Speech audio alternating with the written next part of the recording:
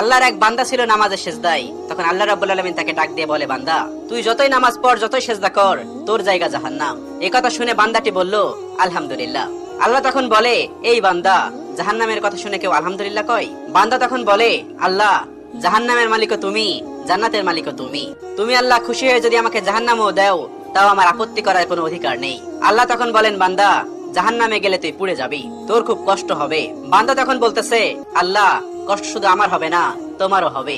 আল্লাহ তখন বলতেছে, বান্দা, তুই পুড়বি জাহান্নামের আগুনে, আমার কষ্ট হবে কেন?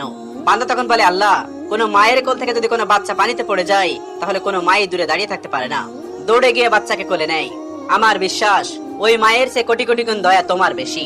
আমাকে জাহান্নাম দিলে তুমিও আল্লাহ শান্তি পাবে না। আল্লাহ তখন বলে, বান্দা, এই দলিল তুই কই পাইলি?